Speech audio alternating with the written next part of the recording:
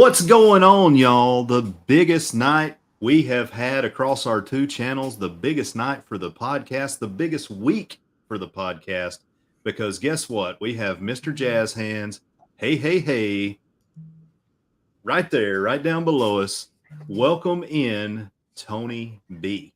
Hey, what's up, everybody? What's going on, Josh and Mike? Thank you guys so much for having me on the podcast. I mean, is it normal to be fanboying even though we've met like 100 times in person before? Mike, I fanboy every time I see you. Oh, hey, this is my first time, man. Yeah, I'm very excited. So listen, last week, Tony, when me and Josh talked about it and we got everything ironed out, he was like, "Bro, do I wear a suit? Do I wear a button-up shirt? What do I wear?" Black I was like, "That's what you wear." Just a black T-shirt, bro." Like, I know. I didn't get the memo, so I've got the black Hawaiian. That's right. And I'm like upside down and right side up. So who knows? I have a similar shirt like that, Josh. I call it the comment shirt. So I wear it about once every 3 or 4 months because I know I'll get good. Like if I'm having like a video that I'm not sure I'm going to get good engagement on, I'll wear that pineapple shirt because it's like a guaranteed extra 10% worth of comments. Like, are you trying to tell us something? What's going on with that shirt? So yeah. You got the comment shirt on tonight. Jenny B starts getting private messages like, "What's going on with you guys?" Yeah, I know we don't jump into the chat much, but I see a Jenny B out there. I just want to say the last time I ran into this Jenny B, I think she's a fan of mine. Last time I ran into this Jenny B, I got her digits, but then when I called it up, it wasn't a real number. So Jenny B, if you're in the chat, I don't know what you're trying to pull. I need the real digits, please. I know we all missed out on her last night, but she's probably looking for her Tumblr, Tony. That's probably what. That's right. The Lido Loca, the Tumblr. Yeah. So speaking of that, Nauti and I we were in a panic this week because whoa. That's not Naughty and I know how to spell Sir Joshua. Yes, this is Tony from Lido. Yeah, for a little bit anyway. Lido. If you didn't catch it, Josh spelled it with an A, but it was called. Oh, really? Yeah, Lido, like the Lido deck. Have you ever been on a cruise ship, man? Lido Loca. Come on. Yeah, I mean, it's all in good fun. We picked a little bit at it, and I was like, well, let's just ask Tony the proper pronunciation and spelling for his name. Yeah, we weren't gonna, we're unfiltered here, so we weren't gonna try and dodge it. It's like, hey, it is what it is. Yeah. We misspelled it. We apologize. Look, I've said it many times before. We created a cruising YouTube channel, and we just picked something very obscure to try to get people to remember that I almost don't say properly most of the time.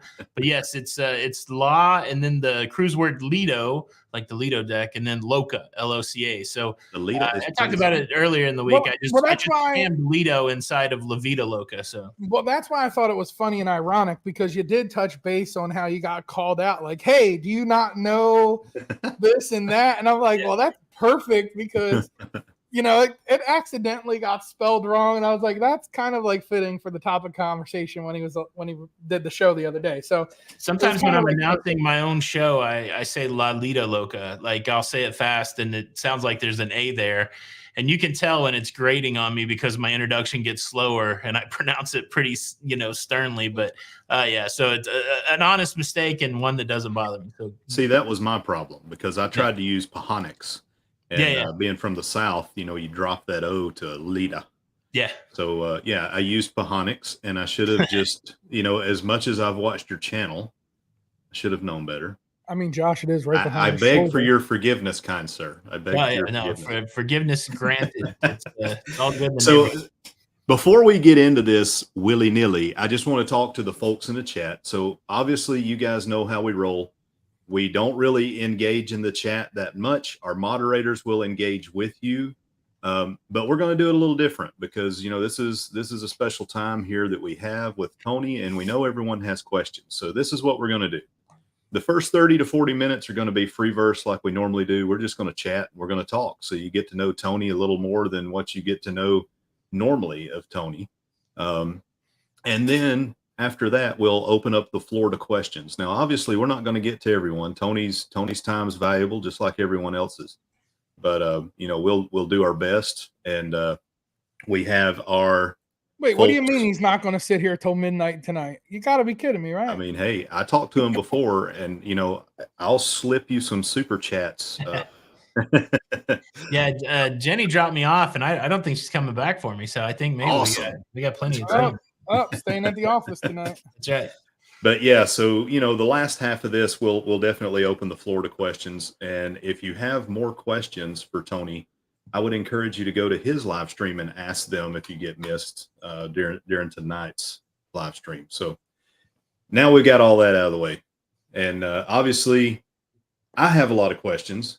I don't know, Nauti knows you personally, so have questions. It doesn't matter. Listen, curiosity killed the cat, right? Like you can sit down with this guy and have a 5-hour conversation and still have questions because the dude knowledge is power with Tony B, right?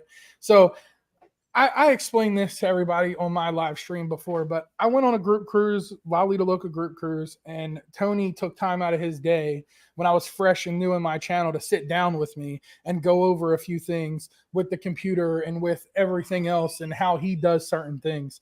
And I love it because when he talks about things in his show, he's like, I'm voice activated.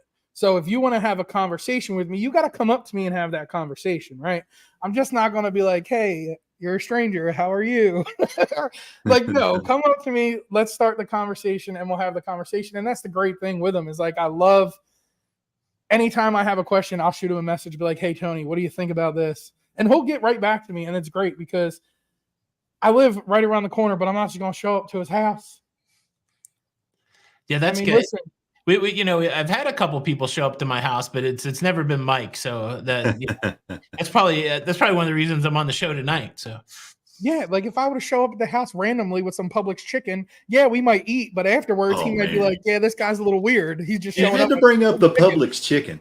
We don't have a Publix here, but we had one when we were living in Tennessee. Those chicken fingers, oh my Lord. With some Sweet Baby Ray's barbecue sauce on it. Now, come on. What part of Tennessee did you live in, Josh? Clarksville, Tennessee. So we were about 45 minutes north of Nashville. Yep, I lived 28 years in Nashville, Tennessee. I moved there when I was 14. I lived there until I was in my 40s, and I've spent many a time in Clarksville, Tennessee. Some of my kids live in Paducah, Kentucky, so I've traveled that Interstate 24 countless times to see the youngins. So. Yeah, it is an amazing and wonderful place. So Clarksville's pretty cookie cutter, but Nashville's amazing. Yeah. You probably like me enjoyed Nashville when before it blew up. Yeah. Now it's a little too touristy, I think, but it's tough. I don't know how many years Jenny B will have to tell me. I don't know how many years we've been gone. I think we left in 2013. First time I ever moved for a job, and I didn't really love moving for the job, but I thought it was the right thing at the right time. And I don't think I always appreciated Nashville, but I don't really think I appreciated it as much as until after I left. But now when I go back, to your point, and I'm going in a few weeks to go to a show, I'm going back to Nashville, but every time I go back, it has changed. I don't know what life would be like if I'd have stayed there, but it's definitely a different town than it was back in 1985 or whatever when I first got there. For sure. Yeah. I mean, they've taken West End and the Gulch, and it's like, it's beautiful. It really is. And I couldn't tell you. I ain't never been there. But I was wondering why you were a Pred head. Hey, that's us, man. We went there when they were giving away a lot of military tickets, and we were still in. We used to have the Preds come to our unit, and they would do their preseason training. We would put them through all of our what we called green platoon stuff, and got to meet Tutu and Sullivan, a lot of these old school Preds. Yeah. And but we were there when they beat the Ducks, and that was the loudest. I swear there were cars with alarms going off outside of the Bridgestone, because when they scored that empty net goal, oh my Lord, that place, the roof come off. Yeah. You know where it's loud at right now? Philadelphia, because we're up 10-2. Let's go. I was born in the Midwest. I spent a few years. I was born in Indiana, and I lived in Illinois when I was a kid, and ice hockey was a big thing then. Of course, when I moved to Nashville, we didn't have any professional sports teams, But in 98, when they got the Predators, what Nashville did really well is they made it really inexpensive to go see those games. Like, to your point, giving out tickets to service people. And then I could get into the upper deck for $10. And so I think that first season, I probably saw 20 games. And if you want to fall in love with ice hockey, watch it from the top of the arena, because you really start to understand kind of the poetry of hockey, why it's really a cool sport. And we followed it forever. And then, of course, I got my kids into it. And now I live just, I don't know where the arena is in Tampa. Mike probably knows that, but Tampa's had a ton of success. And it was super ironic last night. I hadn't been keeping up when opening day was, but last night I turned on the TV and there's Champa Bay, the Lightning, playing the Preds in the very first game of the season. So it was cool. I had the live stream scheduled last night, but very rarely do I struggle to want to, leave the house. But I was like, maybe, Jenny's not feeling good. Maybe I'm not feeling good. I want to watch the end of this game. But I can contest, man. Hockey's Tony's sport. We were on the Margaritaville at Sea, and Tony B had the suite, but hockey was on, so we were all crowded up in the suite watching we were watching some hockey. Nothing wrong with that. Yeah, and Nashville is great. Like cell block 303 up in the upper deck. Yeah. And that's where like Vince Gill has season tickets, and he sits up there with 303. Oh, that's wild. Because that's where it's at. Vince never out that far into the stands. I've seen him in the boxes and stuff. But it's hockey in Nashville is really neat. We don't have to talk about sports the whole time, but early in the run there in Nashville, 98 or whatever, was a time when Mario Lemieux came out of retirement to skate with Jaromir Jagr in Pittsburgh. And so I made the pilgrimage up to Pittsburgh to watch the Penguins play. Like, for me, the Predators is my number one team, but I love some of those original teams. Like, I love to watch the Blackhawks play. I love to watch, Pittsburgh play. I love to watch Philly play. And so I went, and it was such a contrast because, Pittsburgh's like hard-nosed, blue-collar, concrete arena that had been there forever, the Mellow Arena, and they were serious about their hockey, which it didn't diminish what I liked about Nashville hockey. But Nashville hockey is not only is it great hockey, but it's also like an event, with country music bands and celebrities. And so it's pretty cool. And then I might be getting hooked into soccer. Like, I've been watching all these soccer documentaries, and apparently Florida's got like a pretty successful soccer team. Two of them, actually, the world's greatest soccer players in Miami, and the team in Orlando is like almost top of the ranking. So I like those sports that don't stop a lot. I played baseball as a kid, but man, it's tough. Unless I go to a baseball stadium, it's tough to watch baseball on TV. I'm not a huge soccer fan, but like having the opportunity to go see Messi is like if you could go in go back and watch Pele. I mean, you got to go watch that guy if you get an opportunity. Yeah. My son played soccer in high school, and it gave me a new look at it because, I mean, high school soccer is intense. It's weird. I've had a few moments like that in my life. I was able to see Gretzky in his last season. He came to Nashville with the Rangers. I got to see so I've got a little bit of a background in classical music. I got to see Luciano Pavarotti, in Nashville, in that arena, just right there in front of me, blowing the roof off the place. So I've had a few great opportunities like that, and I completely agree with you. If I had a chance to go to Miami and see Messi run around, I would definitely do it. Especially against, I hate to admit it, but like the pro players in the States are not Premier League or La Liga or whatever. So that's one of the things with, pulling Messi over. And of course, that team in Miami is owned by David Beckham, who was one of the first international stars to play for MLS. I guess it was like 2008 when they brought him out to LA. So maybe those guys are trying to improve American soccer, but yeah, to your point, it's not the same as on the international stage. But what's wild is, man, they take that soccer more serious than, I've seen some pretty serious sports fans here, but man, that national, football, national soccer in countries like the UK or in Spain, they're ready to kill each other, and they're ready to kill the players. It's a wild. It is. You ain't finding it any more vicious than over in Europe. But let's make a day out of it, man. We can go see Messi, and we can take the new Bright Line. What's your thoughts on that, dude?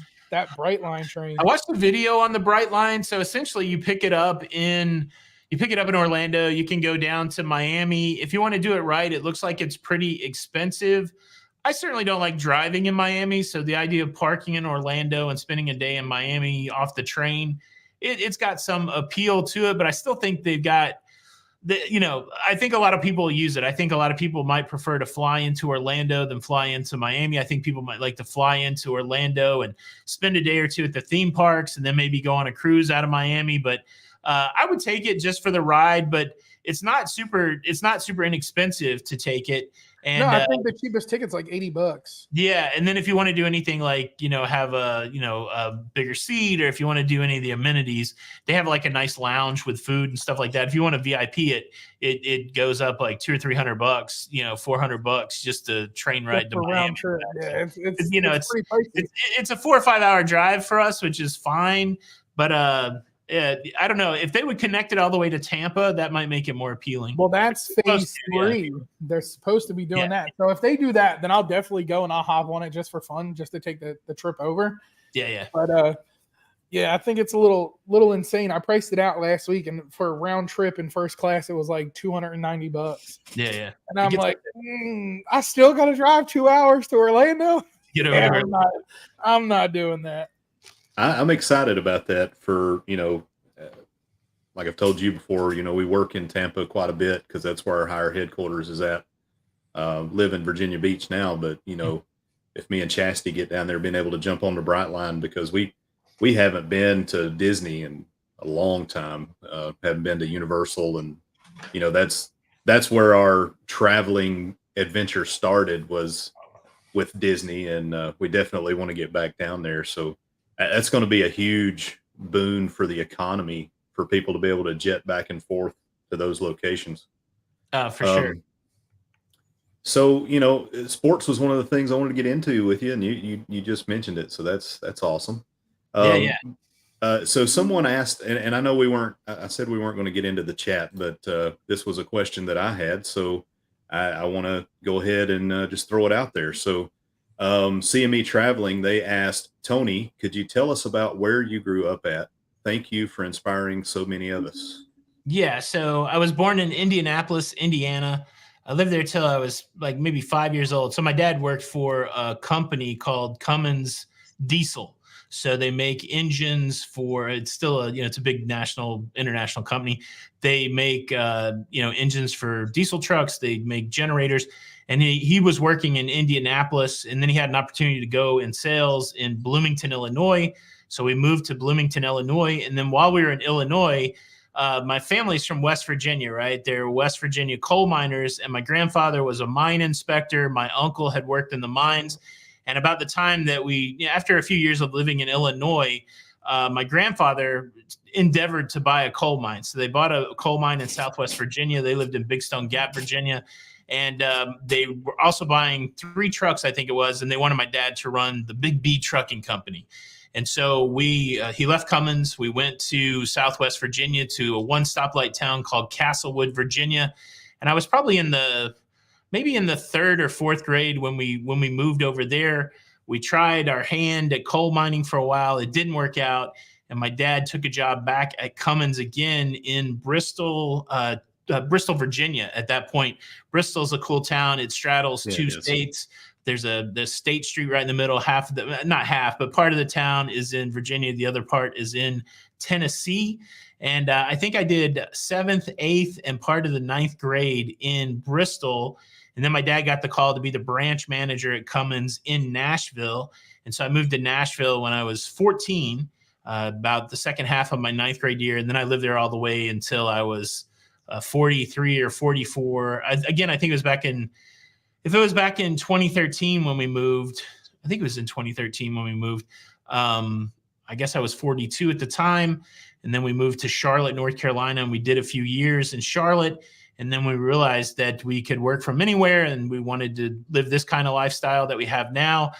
We wanted to move somewhere where we could be near. So, both of my wife, Jenny B, and myself, we lost our dads along the way. My dad passed over 30 years ago, and our moms are still around. So we wanted to be able to come and live near Jenny B's mom, and then try to entice my mom to come. My mom lives in East Tennessee, and we're still trying to entice her to come down. So we moved back to where Jenny had grown up and gone to high school. Jenny's from Long Island, New York, but moved to this town, Spring Hill, Florida, when she was 15. I pulled her out of here when she was 30.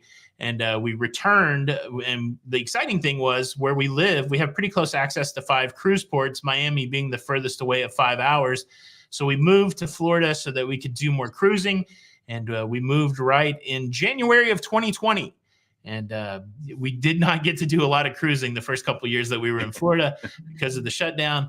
But yeah, that's it. Wow, I'd never tried to encapsulate all my moves, but from being born in Indiana to now living in Spring Hill, Florida, lived in some cool places. Of course, Nashville, I feel like it's my hometown. I lived there for so long and had so many life experiences there. But it's the weirdest thing as you start to progress through life. Places are important and they help shape your identity and give you purpose, but it's really the people that you do life with. I think that is the thing. And so, Jenny B and I, we've been rocking this thing for 20 years. We're coming close to 21 years. We were both married before, and she won't give me credit for the previous marriage. I think I should get the years because I did the time, but she won't give me that credit. But we're pretty much at that place in life that as long as we're together somewhere, that's good enough. And but we've been enjoying living in Florida. 3 of our kids now live in Florida. We still have 3 kids that don't live in Florida, and maybe they will someday. And like I said, we're trying to entice my mom to come down. So Florida might be the last state I ever live in. I don't know. So I know what you're going to say, Nauti. Because like, why you got to lie to the people? Why didn't you just tell them you moved to Spring Hill, Florida because I lived here? Well, I can tell you this story. One of the coolest neighbor. Probably the first person that ever recognized me and recognized Jenny B, not on a cruise ship in the state of Florida, was Mike. Inside a Walmart. Walmart, nonetheless, right? We were in the Walmart buying creamer for the coffee, and here comes this guy. Like, oh my gosh, it's Lido Loca, and I was like, oh wow, that's wild. It's the first time I'd ever gotten recognized in a grocery store. So that was pretty cool. I've since been recognized in a couple grocery stores, but that was the very first. So that was kind of cool. Yeah, in a Walmart, nonetheless. I had a cut off muscle shirt on with stains all over it because I was just getting done work. Yeah. And I was on the phone and I was like, yo, I got to go. Click. And I was like, oh, Tony and Joe and Raleigh Loca. Right in the dairy section. I had no filter at that point.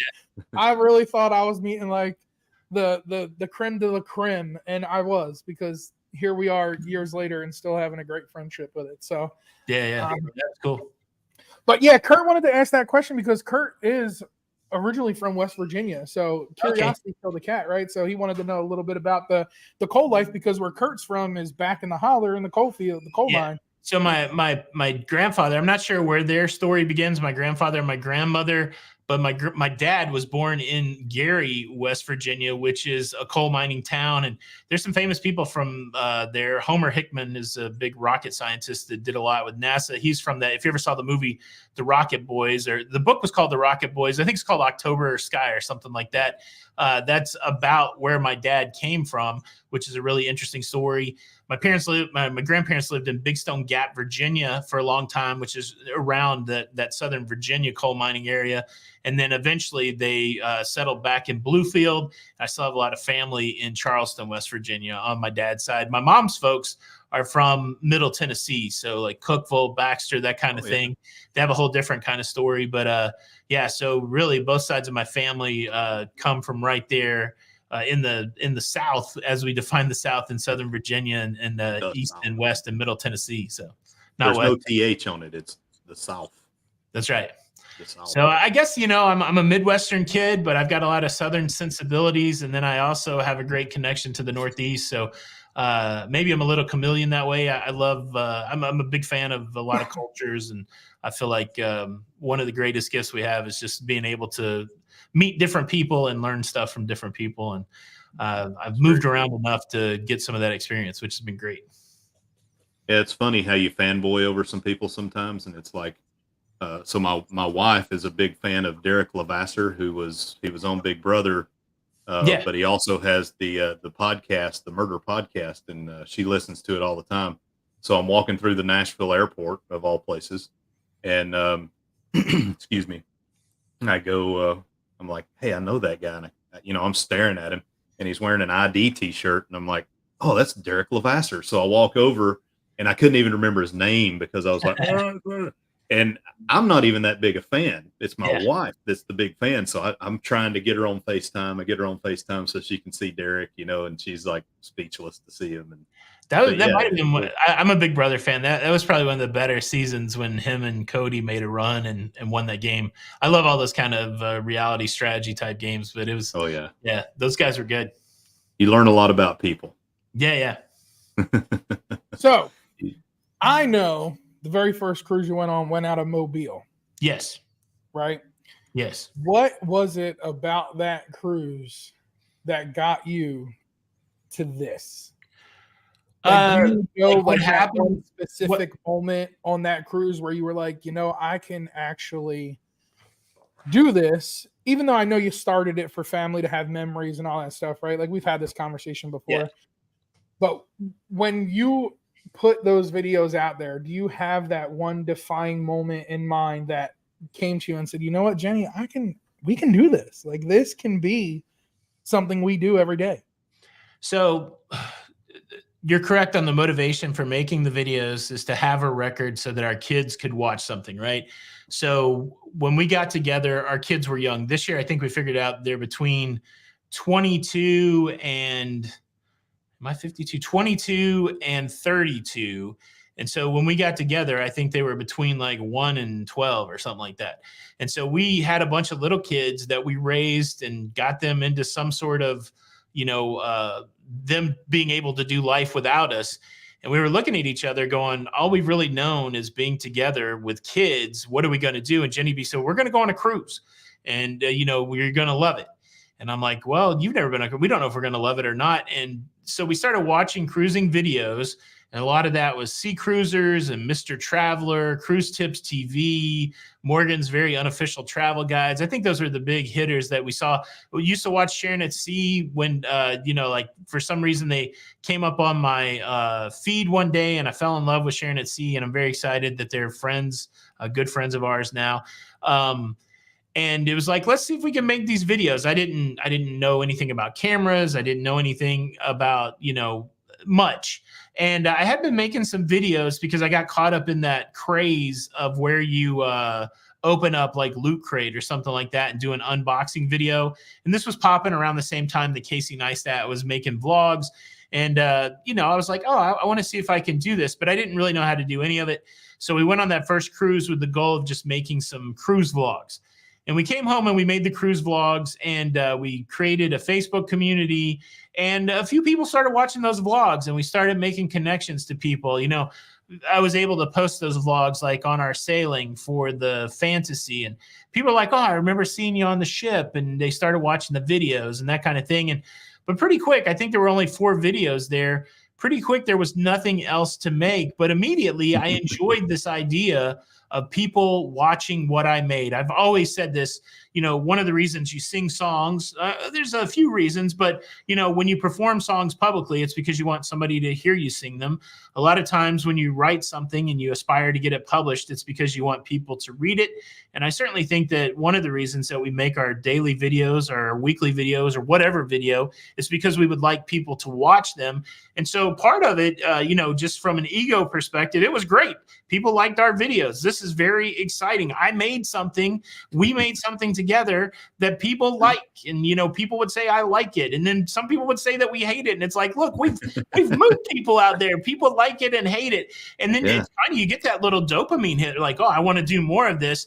And one thing I noticed in the cruising space at this time is there were these huge Facebook groups where people would have really sincere, legit questions, and then they would just get eviscerated by people that were just jerks, right? Yeah. And so I had 2 goals in mind. Let's create a safe space where we'll moderate a community where we can bring people into the fold and we can actually see if we can get people helped when it comes to cruising. And we put a lot of effort into the Lido Loca Facebook group because there wasn't really any other Facebook groups out there other than these mega, brand specific Carnival Royal Facebook groups. And then at the same time, I'm like, I want to make more videos. And so in one of those big carnival groups, there was a lot of questions about Faster to the Fun. And I was like, oh, we did Faster to the Fun. We can make a video about Faster to the Fun. We made a video about Faster to the Fun. People responded to it. It was like, we were getting hundreds of views or 50 views on our, vlogs. And then all of a sudden, the Faster to the Fun got 10,000 views. And it was like, wow, this is amazing. 10,000 people found value in this. And it's like, maybe we can help other people out. And that kind of started. I mean, we didn't really go daily or anything for a while, but the desire to make content that people connected to that helped people out was it. And then as time went on, and, I think we got monetized off of that Faster to the Fun video. We probably had 100 or 200 subscribers. But back then, all you had to do was have 10,000 views on your channel and you could get monetized. And so I think we were monetized. We're making like 80 cents a day or $2 a day sometimes. Like that was a big day. There were months, you had to wait like 3 or 4 months until your monetization met $100 and then you got paid out. It's like, wow, we got paid $100 because somebody watched the video. So very early on, I'm a compartmentalized kind of guy. I worked in IT. So I started seeing these things in these different lanes. And I realized that, and I tried to start small business before, like I was Amazon reseller. I kind of burned out on corporate world. I'd worked IT for a Fortune 500. And I'm like, maybe this is the path. Maybe we can start a small business here and we can make a business around, entertaining and informing people and be able to travel at the same time. So we started making some plans. How do we achieve those goals? And then I just started trying to learn everything I could about YouTube and, what it meant to, work with YouTube. And to me, the wildest thing that clicked for me early that I think was really helpful is essentially the opportunity exists for everybody there on YouTube. And basically, Google, who owns YouTube, is saying, hey, man, we would like to partner with you. And anytime you want to make a video that's advertiser friendly, we'll try to show it to people. And when we show it to people, we'll stick some ads in it. And if they watch those ads, we'll pay you. And you can do that whenever you want. And that's the way the conversation played out in my brain. Like you hear all this different rhetoric about, oh, you're doing this, you're doing that. To me, it's always been as simple as there is a platform out there that says, hey, man, can you give us some content and we'll give you some money and you can meet all your other goals, entertaining, educating, building community, and changing your life.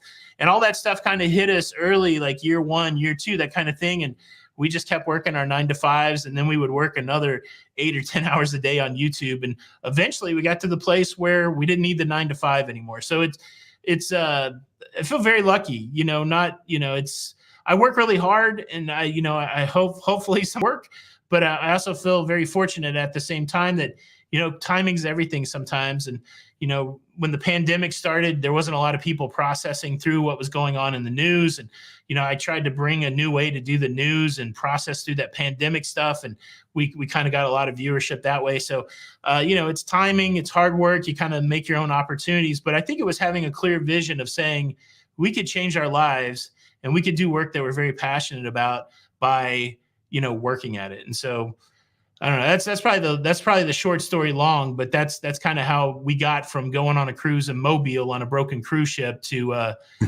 making, to sitting here tonight, So let me pull on that thread just a little bit further because, we talk a lot and, we've had some prior podcasts where we talked about how YouTube works.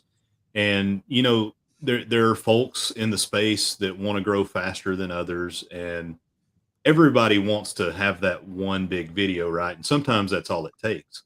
Yeah. And sometimes it's just a short or whatever.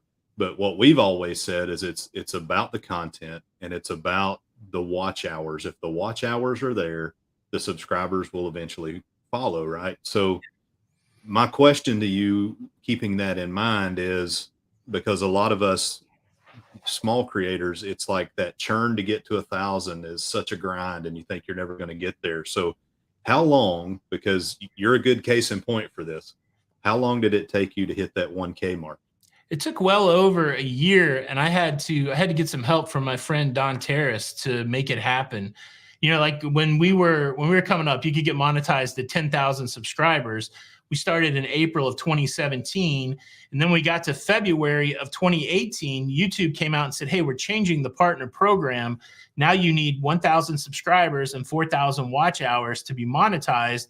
And we had plenty of watch time. We just didn't have a great conversion when it came to subscribers. And so we had about 30 days to make up a gap of about 300 subscribers.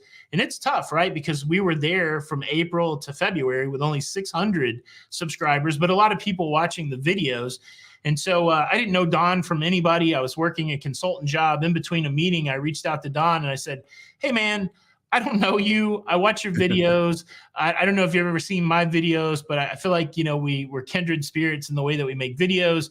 I don't know what to do. Like I'm making $30 a month on YouTube, and I'm working really hard to make that $30, and I don't want to lose that $30. And I'm afraid if I don't figure out how to get these 1,000 subscribers in the next month, then I don't know what I'll do. And I said, hey, could you check out my channel? And if you're moved by it at all, could you just mention it? And it was no pressure. Like if you do check it out and you don't want to mention it, that's fine too. And he did me a solid. He watched the videos and he mentioned it. I think Don had 2,000, 3,000 subscribers at the time, something like that. And over that month, we were able, with that nudge and just continuing to work hard, we were able to get to that subscriber count. The interesting thing about YouTube now and YouTube through the pandemic, and I've kept up with it, I've kept up with you guys investigating the sub buyers, and I've seen the response of the people that got called out. To me, I enjoy the drama of it, but I do feel like a lot of it is a waste of time. The funny thing for me is, like, if you're treating YouTube as a business, it depends what your goals are. If your goals are to build a small business so that you can transform your life to where that you can be a content creator and you can travel the world, then subscribers only matter really at one time, and that's to get the 1,000 subscribers so that you can get monetized. Amen. After that, subscribers are just vanity, right? You get the 100,000 so that you can get the trophy, but what's the trophy mean when it comes to a small business? Not much. You get the trophy at 1 million. It would be nice to get it. Certainly you can get caught up in this idea of like, oh, I feel better because I have all these subscribers. But the real thing that people should be beating themselves up over if they want to do YouTube is, are people watching my videos? Exactly. Because if people aren't watching your videos, then they're not being served up ads. And then you're never going to make any money unless you find some other play for monetization, whether it be merchandise or crowdfunding or travel, that kind of thing. But if you want to make a pure YouTube play, worrying about subscribers is just a colossal waste of time after you get to the 1,000, And so, it's kind of funny because I've had the conversation a lot of times. Don gave me the best advice, honestly, because we would talk and it's like, oh, hey, should we release a video at the same time? Are we going to hurt each other, not hurt each other? And I think it was in that context that he said, it really doesn't matter. You're just competing with yourself on a daily basis. Did you make the next video better than the previous video? And how are you? Like, we're in a weird spot right now because, we're continuing to do the cruise news, but, maybe it's not as watched during the pandemic. And so I'm at this weird inflection point where I watch my views, right? And all of a sudden I don't have the same amount every month that I had a previous month. And that's really where I start to strategize about my content. What are people interested in? And then how do I get that presented to people? Because here's my philosophy on YouTube. You can make anything and you have to give people, this was a big transition for us too. Early on, I was very defiant. I was an artist. I'm going to make what I want to make and people will find it. And that equals slow growth, right? So it's the weirdest thing. You'll meet people like, I want to blow up. What do I need to do? Well, you need to make content that people want to see, and you need to make it, package it in a way that people want to watch it, right? You got to get people to click the title, thumbnail, all that kind of stuff. But then you'll get pushback like, well, I don't want to do that. I just want to make what I want to make, and, people will love it. Well, then it's slow and steady. yeah. If you want to grow slow, then do that. But if you want to grow quicker, then you're going to have to try to figure out what people want to watch, and then figure out a way to make it yours. And that's really been my transition, probably from right through that, 2019, as we started to go through the pandemic, I really latched onto this idea of what do people care about? What are they watching? It's easy to figure out. Go see what videos have a ton of views on them. That's what people are interested in. And then try to make videos that meet some of those goals for people, and then try to put your own spin on it.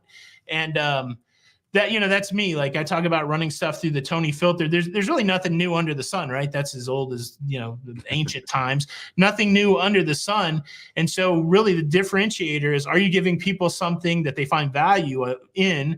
And then is there some way to hook yourself into it so that they find value not only in what you're giving them, but in you also? And sometimes I'm lucky with that, and sometimes I'm not lucky with that. But that's kind of the creative journey that I'm on. Yeah, so so you mentioned trends, right? So one of the things that I try to do every morning, I post a couple of shorts every day, and the first thing I do is I check Google Trends. Is that something that you do? I don't look at trends so much because I'm very focused on cruising. So my research on cruising is to see what's getting a lot of views, right? So, like Gary and Emma and Jay the Ship Life and Ben and David, Lifewell Cruise, all the people that, like, when they put a video up is just blowing up, then those are our cruising trends. Those are the things that people are important with. And, I hate to, I'm stepping on my own toes here. I'm breaking my own heart. Most of those people don't make cruise vlogs, right? Everybody's like, I want to be a cruise vlogger. It took me a long time to realize, for the most part, people don't really care about you on a cruise ship, right? Yeah. And that was the hardest thing, because I wanted to have a successful YouTube business where it could let me do all of these things. And I had to change my idea of, like, it might not come on the back of vlogging, right? And so that's been kind of an interesting transition for me, that if I want to play at that level, if I want to, have a lot of views, then it's probably going to, or I can grow slow, right? You can make people fall in love with you, and we're going to watch every vlog, but you might still, the other thing that's challenging is you got to diversify your pie when it comes to how you build your business. And for me, I'm content with the money that YouTube pays me. I would say that 85% of the media side of our business, 85% of that comes from Google ads. And but that makes me in a very vulnerable position, because YouTube determines how much they're going to charge advertisers. And so just on a whim, your pay could go down to 50%. Like when we went from April to May in 2020, I did my job. I got the same amount of views I'd gotten the previous month, but my paycheck, what YouTube paid me, was like 40 or 50% less, because they weren't able to charge advertisers the same. And I had zero control over that. So I think one of the challenges that, as you're starting, if you're going to, again, at the beginning, you have to determine what you want to get out of YouTube. Do you want to make whatever you want to make? Is it just a great creative outlet? Is it something you want to do for fun? Then none of this matters. But if you want to treat it as a business, you've got to come up with some real business strategies, like where are you going to make your money at? Are you going to make your money through ads? Yep. Are you going to make it through selling a product? Are you going to make it through affiliate links? Are you going to make it through sponsorship? Are you going to make it through crowdfunding? Are you going to make it through merchandise? And, probably the best advice at the end of the day is to have a fairly balanced pie across all of those revenue streams. But I'm still sitting here 85% in the Google pie. And that, it plays on me a little bit, because what if I'm not getting the same amount of views? And what if they're charging advertisers less? So it's a 6 years into it. It's, still trying to figure out the nuances of the business aspect of it while trying to nail down the creative side of it. So it's fun. I love it. Again, this is the most satisfied and successful I've ever been in my entire life. And I've had some pretty good jobs. So it's a fun problem to try to solve on a daily. 6 years into it, and the Google pie still tastes delicious. I'm just going to put it out there. I think it's awesome that you mentioned what you do as a small business, because I know, some people that are content creators in the YouTube space specifically, for some reason, this is specific to the YouTube space. It seems like they don't want to talk about the fact that this is a business for them. You jump over on some other platforms and people don't care to admit that. Well, people say, like, people feel like it's selling out. I don't know. I think I don't know what to attribute it to, right? It's kind of funny, though, that when people get successful, that they like the money, right? So it's kind of an interesting thing. Why not just like the money at the beginning and then build strategies around to having a great creative process and having a great business? It's the weirdest thing. Like I've seen that. I've weathered that criticism before. Well, when it stops being fun, you know, if it's just a job, then I don't look. My job is to go on cruise ships around the world and point a video camera at my face and make people smile. I'm having a blast. I'm having a blast. Sign me up all day. Yeah, who does not want that job? You know, I don't know who that would feel like not fun for, but I love it. I love it a lot. And you can tell, and that's why you grow, is like you're authentic and people see your love for what you do. I mean, it bleeds through the screen, right? And that's the thing with me. Like I'm passionate about what I do, right? So like you're touching on coming up with a business plan. I want to make YouTube my full-time job. This is how I want to live my life. This is how I want to support my family. This is how I want to do it. So this year I approached things different. I took cruises that are more meaningful for the content. I'm going on new ships. I'm going to new ports. I'm going to new places in Europe. So for me to touch base on things like that, to me, that's part of the business strategy is what are people wanting to see? Well, there are brand new ships that are coming that people want to see. The Carnival Jubilee, the Sun Princess. Like, that's why I booked the trips that I booked in the upcoming months. I think you have to. Like, you know, we pretty early on, you know, we went Carnival on the first cruise, second cruise, third cruise. But by the fourth cruise, when we, you know, and that's probably April to, I think we went on Princess in February of 2018, or, you know, we went April of 2017, Carnival Fantasy, Cruise to Nowhere, Broken Cruise Ship. We got a free cruise out of that. We took that to Cuba in September of 2017. I think in February of 18, we went Carnival Liberty to Freeport. And then we decided along the way that, you know, it just kind of, you know, you get used to just doing the same thing. But then when we realized that we wanted to reach more people, that we would need to diversify the cruise line. And so we went on Princess pretty soon after that, maybe in June of 2018. And so at this point, I went on a long run. I think I went on 36 cruises in a row without ever repeating a cruise ship, or 40 cruises without repeating a cruise ship. And so now at this point, I think this cruise is coming up in October will be cruise 50 for me since April of 2017 across 10 different cruise lines. And I've been to like most of the continents, right? I haven't been to Africa and Antarctica. So it was really a kind of strategic thing to say, diversity in what we do and where we go and the experiences that we get matters. And again, I've got nothing against loyalty and people grinding out loyalty, but for us, for like the business aspect of it, it made more sense to diversify, try not to repeat cruise ships. Like you said, try to go on new cruise ships. And so this year's been a great year of cruising for me because every experience has almost been a brand new experience. And, but yeah, I mean, you're absolutely right. And the wild thing, and the other thing that I'm trying to relearn at this process, like at this point in the journey, is that you really don't need 200,000 subscribers to have a sustainable living. You know, you've got enough of an audience out there at 1,000, 5,000, 10,000. You know, when people are watching your videos that much, forget subscriber count. If your videos are averaging even 1,000 views or 500 views, there's 500 people out there that are interested in your journey. And you've just got to find a way to possibly build your business around engagement with that. Like I said, whether it's merchandising or crowdfunding, like memberships, Patreon, stuff like that, there is a path to a legitimate business without having, you know, a huge amount of views every day, right? You don't have to have 2 million views a month to make the money that you want to make. But at the same time, you know, you can build community smaller and still, you know, meet your goals. So I'm relearning that a little bit.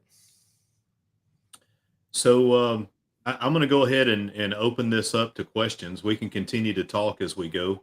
Yeah, but I mean, you touch base on loyalty, right? Like, I don't know if you know this or not, but that Lido Loca Halloween group cruise on the Mardi Gras, that was my first different cruise on a different cruise line. Now, granted, it's a sister line. Like, I was loyal to Princess since I was knee-high to a grasshopper, but that was my very first Carnival cruise. I fell in love with Carnival. I've been, man. It's always interesting. Like, you know, the joke that we'd always tell is I have to be faithful to my wife, but I don't have to be faithful to my cruise line. And I like it. I like knowing what else is out there. I hate sitting around going, oh, I wonder what that Virgin ship is like. But now I know, right? Or what's that Disney ship like? And now I know. So I think it helps inform what I do. And there's, I fell in love with cruise lines that I want to go back on. So it's kind of interesting. So first thing, I want to recognize the folks that gave super chats. So Larry Thomas, he gave $5, big $5 super chat there to Mr. Nauti. So I skim off the top, so I get 20%. Well, listen, if you're getting 20%, YouTube's getting 30%. So you owe me a drink from the drink package on the booze cruise, friend. Don't worry, I got you. All right, and Marjorie, she gave $5 to the Moonlight Adventures, and she says she loves Tony B from Lido, Loca, and she asked that we would enjoy our booze on the booze cruise. Thank you, Marjorie, for the love. Yes, thank you. Everybody loves Tony and Jenny. Like let's not even deny it, right? Like everybody loves Tony and Jenny. Tony is one of the people that helped survive everybody through the pandemic, and the awesome Jenny B. If y'all have booked travel through her, y'all know she goes above and beyond with her and her team over there. So I just want to thank y'all for everything y'all have done and everything you've inspired me to do. And if I show up at your house, I'll make sure I bring hot dogs. Bring that Publix chicken, yeah. I normally don't throw comments up on the screen, but for this one, I think, this is Solo Cruising and More. And she says, Tony, your cruise news got me through the pandemic. I was informed every day. Thank you. Yeah, that's I get that. I didn't expect to get that comment. And when cruising started again, I've had a lot of people say that to me.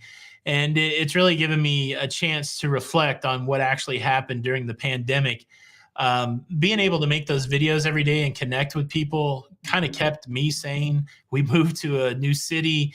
We got locked down, and it was just me and Jenny B looking at each other every day, afraid to go out of the house, because we didn't want to get anybody sick and we didn't want to get sick. And so the ability to make those videos and actually be able to use, a lot of times, I would say up until that time, I mostly played the clown. Even like other endeavors where I collaborated, I mostly played the clown. And when the pandemic rolled around, I realized there was a little bit of an absence of processing and analytical processing of what the information was coming at us.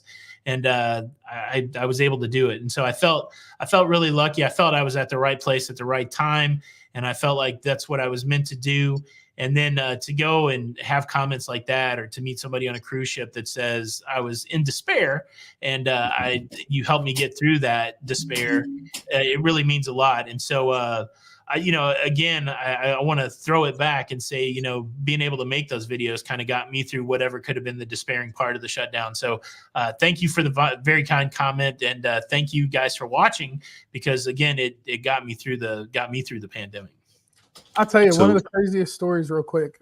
It happened on the Lido Loca group cruise on the Sky Princess. I was sitting there with Tony and Don, and a worker comes up and says to both of them, like, thank you for everything you did during the pandemic, because I got more information from you than I got from the cruise line about the restart and what was going on. So it was wild to hear like workers say, like, we got more information from you and your YouTube channel and all the information you put out than we got from the cruise line itself. And it was just wild being able to just like be like that fly on the wall there for that minute and see what it was like to have that interaction. Man, it was pretty epic. Yeah, so Joseph Grudsa, he says he has a question. Why do the cruise lines, and in parentheses he says Carnival, not offer a plain old shopping excursion? I think they do. I mean, I saw that question earlier. I've seen several excursions that are, shopping. A lot of times it'll be veiled in a walking tour. Yep. But if you dig into it, essentially they're just going to take you to a shopping place. Go to, and I don't know if you've ever tried this, but there's sometimes, I'm a dude. I don't ask for directions, but I've learned to try to use the resources that are on cruise ships. And that excursion desk, Shore Excursions, their whole job is to sell you stuff, which, and in the pursuit of selling you stuff, they're just a wealth of information. So if you go to the Shore X desk and say, hey, look, I want to go on a shopping excursion. Does that exist? They'll point you to it, even if it's not called the shopping excursion. So, Yeah, I would challenge anybody out there, go and use the resources. And sometimes they won't even sell you an excursion. They'll be like, oh, okay, well, if you want to go to the shopping district, the best way is to go to this cab stand and tell them where you want to go. And it's a great resource that I think is underused. And sometimes, I've been guilty of not using it because I want to figure everything out for myself. But ShoreX and any destination experts on cruise ships, great resource, and their whole purpose is to help you figure out what to do when you're off the cruise ship. So make sure you guys leverage that. Yeah, and I've become a big fan of MSC, and I know that's like very controversial, right? But we just got off the Seascape and we hit Puerto Plata, San Juan, and Nassau, and in all of those ports they did offer a walking excursion, walk through downtown, whatever, and shopping. Yeah. I've never really paid that much attention. We just started doing excursions. Like when we first started cruising, it was just get off and explore on our own, but we've recently started doing them. So, but what are your thoughts on the very polarizing MSC?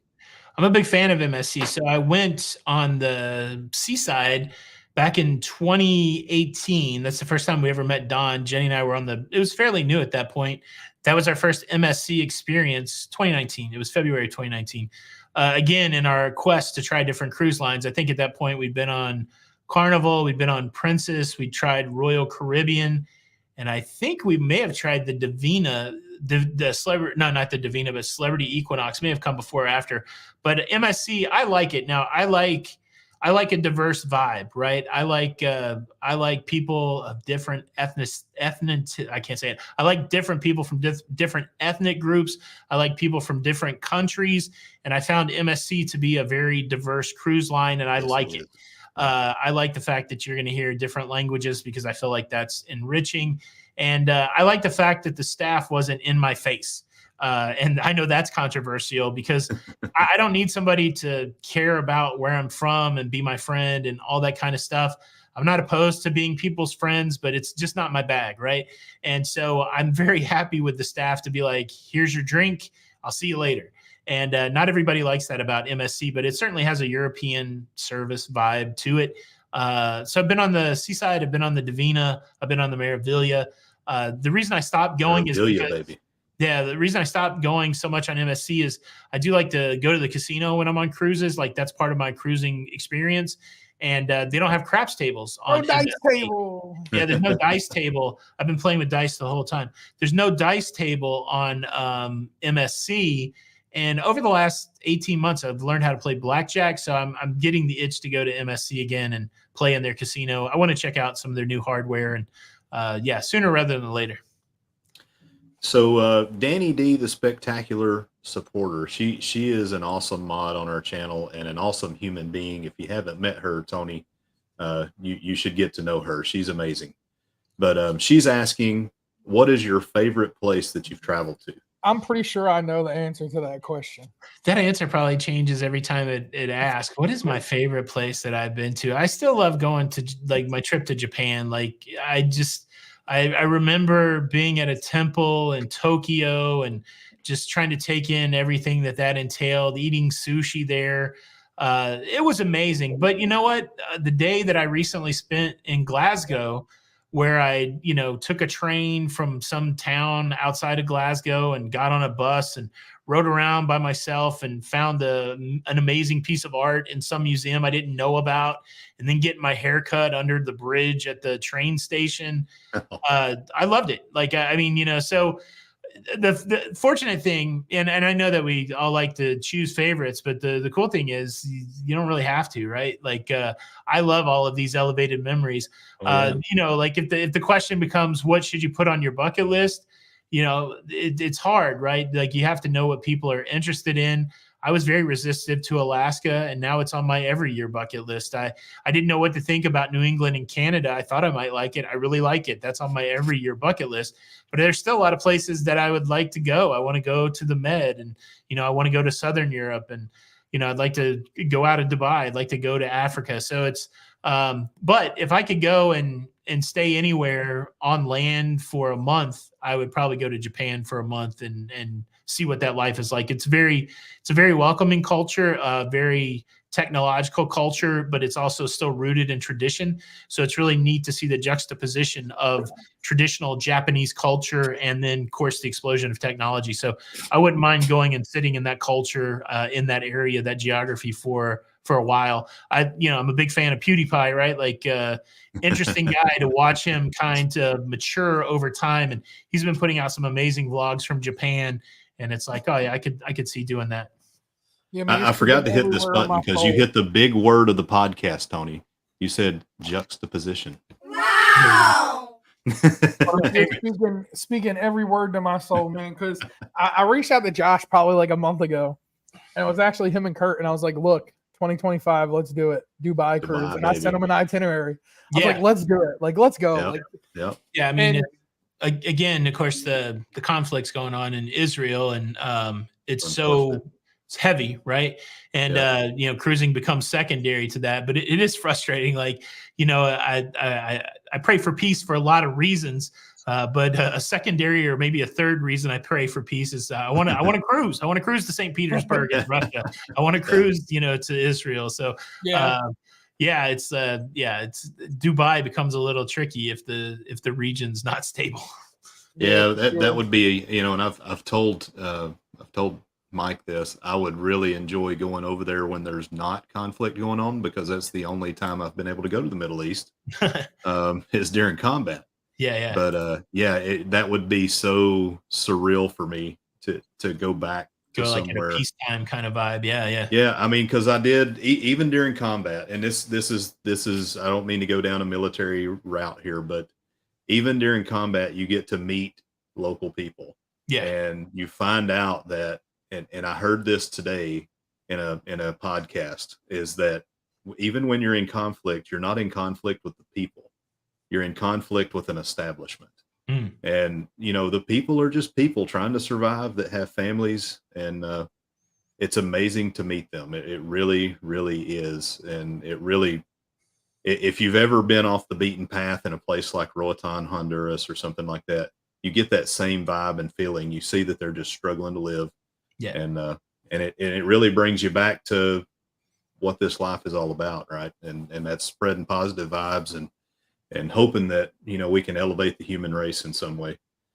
Yeah. So I'll stop waxing philosophical. Let's get to the question from the Tyler show, man. Tyler let's hit that. Had a great question, Tony. And Go ahead, we brother. were talking about this the other day, so let's ask it, right? He says, I'm trying to work on my thumbnails. What are some tips that you found to really get the clicks every time? And I know we've had this conversation, right? YouTube loves clickbait, right? Yeah. Gosh, Tyler, I don't know. And I've met Tyler before, and man, Tyler gets some great footage at the cruise ports. Yes, it's so hard. I mean, my strategy is I make my title and my thumbnail before I record any of my content. So every day I line up what I want to talk about. I'll make I look for cruise news and a variety of sources. A lot of times it'll be articles from blogs, those kind of things. I try to only present, to me, I don't feel like I'm a news reporter. I feel like I'm a news commentator. So, I want to curate the news, pick out the stories that I think are most interesting to the general audience, and then put it through the Tony filter. And so if you look at my browser, like my camera is mounted in front of me. There's a screen right here. And so I'll have the articles that I want to talk about kind of lined up in the order that I want to talk about them. And then I have to figure out what the hook is, right? Like I have to figure out what story is going to make people click. And it's hard. I mean, it's the hardest thing to do. You've got to be like, I don't feel like I'm as clickbait. I'm not against clickbait if you pay it off. I'm not even against clickbait if people don't get it, right? A lot of times people get mad because they guessed wrong, right? Like your clickbait would be completely accurate, but they thought it meant something else. And now they're mad because they thought it meant something else. Well, it's not my fault you picked the wrong thing. I just wanted you to see what I had to say about a thing. But I've tried to work hard on being intriguing, not being deceptive. It's hard. I mean, it really is hard to go through that arc of trying to get better about it. I still don't know. Like, you know, today's video, I thought, well, this was interesting. I got walrus people, you know, people will click on it. It was You know, good, Tony. I watched it. It was I know, good. but it's like, you know, it's got a click-through rate right now, 6 hours into it, down close to 10%. Like, if I want stuff to pop, it's got to stay up in the 20s for several hours. And I haven't been able to hit it lately. And so it's a challenge. Like, if you go and look at my thumbnails, I've made 2,500 videos at this point, but there's a variety. Like, I've tried a lot of different styles, and it's weird. Like, when you look at your demographics of what age group of people that are watching you, most of mine start at 35. You know, I know Tyler's younger than 35, but I have very few people that are not, you know, less than 10% are 35 or younger. And so knowing that, I can't necessarily make a Mr. Beast style thumbnail, that kind of hooky thumbnail.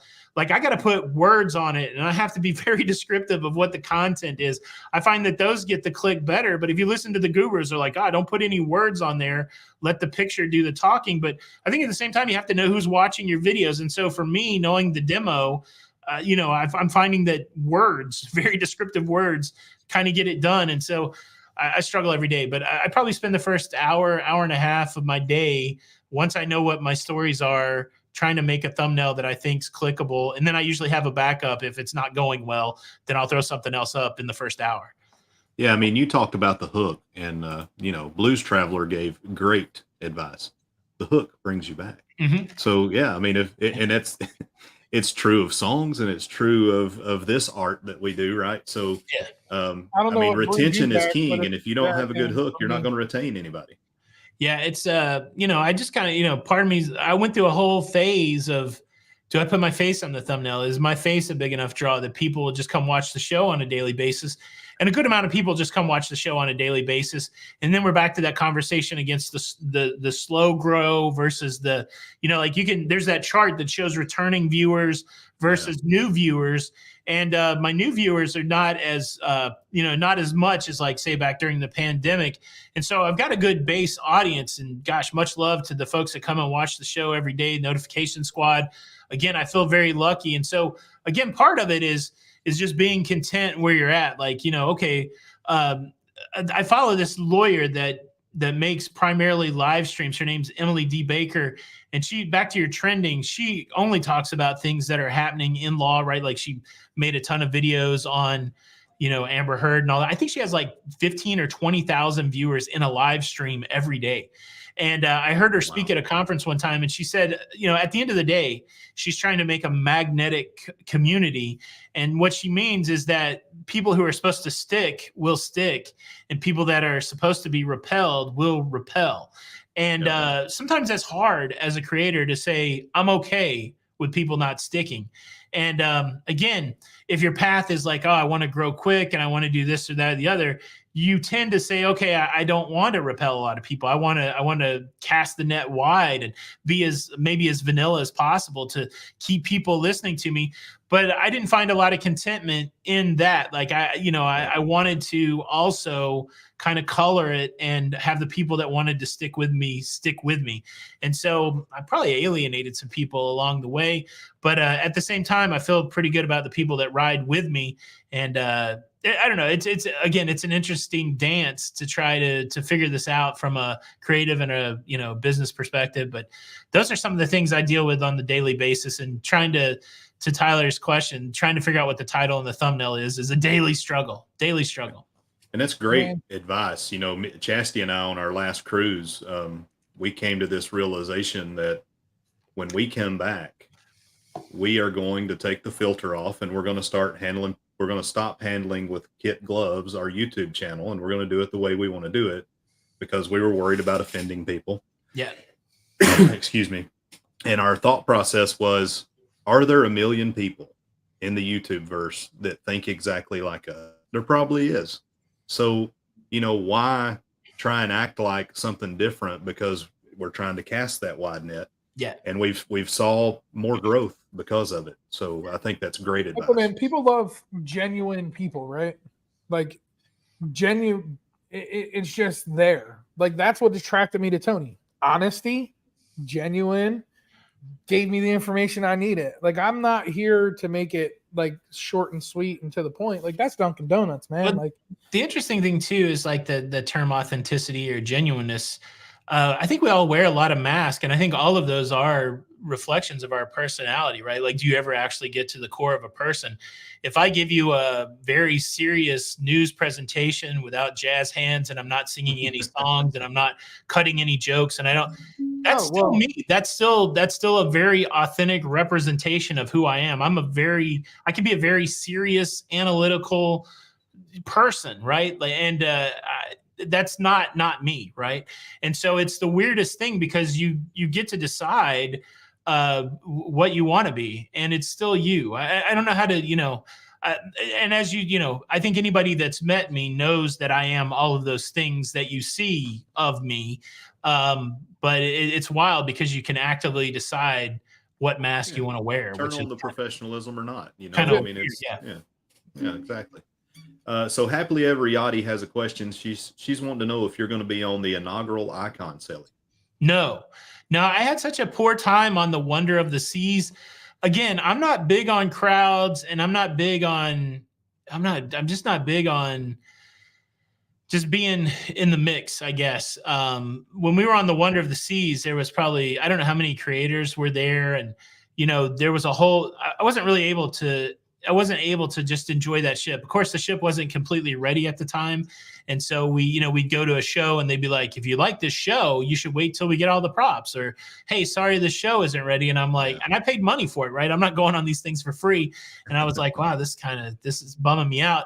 And then on top of that, I had to be on all the time because you're running into another creator that throws a camera in your face. And that's the weirdest thing to me. Like I've said, I'm voice activated. I'm happy to engage with anybody, but I guess one of the pieces of advice that I got it from a PewDiePie video or something like that, and then maybe some other learning that I did along the way, is whenever you want to collaborate with somebody, the goal would be to, both sides bring value or something like that. But I had the weirdest experience, and I won't say where, but I had somebody that was like engaging with me, and they wanted me to participate in something. And, I really thought that they were doing that because we'd had a conversation and they were genuinely interested in me. They wanted to give me something and they were excited to give me something. And when they came to give me the thing that they were excited to give me, they shoved a camera in my face. And I was like, oh, that's what it was about. And so I don't like situations like that. And so sometimes on these like inaugurals, you just end up running into people that you don't really know, that all of a sudden they want something from you. And it's like, I'm happy to give it, but I don't like being coerced into giving it. And so the ship not being ready, those weird social situations, that kind of thing, I know I will not be on the inaugural, the Icon of the Seas. And of course, the pricing of the thing, I probably won't be on the Icon of the Seas for 4 or 5 years unless pricing started going down in 2025 once they announced the Star of the Seas. Okay, that's good. Yeah. So maybe when the Star comes out, I'll get on the Icon. We might get lucky. Somebody might say, hey, come check it out. I was able to revisit the Wonder as part of a travel agent thing. They gave it to us for free. I was able to go back for 3 days and kind of amend my feelings about the Wonder of the Seas. But most of the time I'm, again, part of my strategy is to pay for as much as I can so I can say whatever I want without any worry about, people calling into question, am I only saying nice things because I got it for free kind of thing. Yeah, I don't got the Icon. Like when we were on Margaritaville at Sea, like all of a sudden I got on that thing incognito, I thought, and then all of a sudden they realized I was there, and it turned into a whole different thing. I mean, and we kept that trip quiet. Like, we didn't tell anybody. Like, we kept it pretty quiet. We kept it on the down low. Yeah. So we get off the Mardi Gras, me and Scott, and we head on down to West Palm, and we get on the ship.